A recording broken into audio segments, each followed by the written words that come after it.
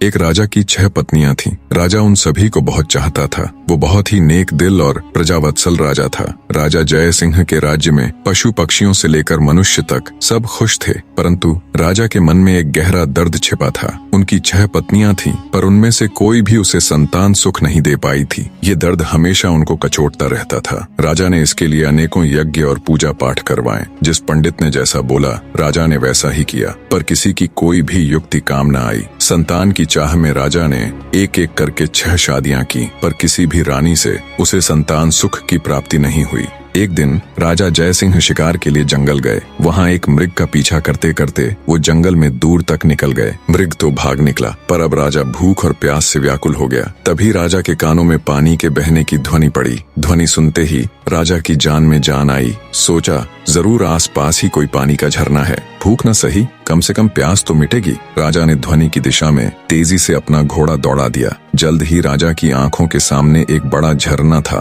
पर जब राजा झरने के पास गया, तभी उसके कानों में एक स्त्री की आवाज पड़ी। अंधे है क्या? दिखाई नहीं देता? एक लड़की स्नान कर रही है। भूख प्यास से व्याकुल राजा ने उस तरफ तो ध्यान ही नहीं दिया था। लड़की की आवाज सुन राजा चौंक गया। उसने तुरंत अपना मुंह फेर लिया और बोला, क्षमा करे देवी, मैं इस जंगल में बहुत देर से भूखा प्यासा भटक रहा हूँ, जिससे विचलित होने के कारण मैं आपको देख नहीं पाया। इतना कह राजा मुंह फेरे ही वहाँ से कुछ दूर चलकर खड़ा हो गया। कुछ ही पलों में वह लड़की स्नान से निवृत्त होकर राजा के पास आई। उसने सूखे वस्त्र धारण किए थे और हाथ में कुछ फल लिए हुए थे। वह राजा के पास आकर बोली, महाशय, अब आप पानी पी सकते हैं। राजा ने झरने से पानी पिया और लड़की के दिए फल खाए। पानी और फल से उनकी भूख प्यास शांत हुई। राजा ने लड़की की ओर देखा और पूछा, हे सुंदरी, तुम कौन हो और इस जंगल ब्याबान में अकेली क्या कर रही हो? लड़की ने जवाब दिया, मेरा नाम मोहिनी है। मैं पास के गांव में रहती हूँ। रोज यहाँ स्नान करने आती हूँ और जंगल से लकड़ियाँ इकट्ठा करती हूँ। ये झरना जंगल के बीच में है, इसलिए यहाँ कोई नहीं आता। राजा जय सिंह मोहिनी की सादगी और सुंदरता पर मोहित होकर बोला, मोहिनी, तुम्हारी मदद के लिए शुक्रिया। आज तुमने मेरी जान बचाई है,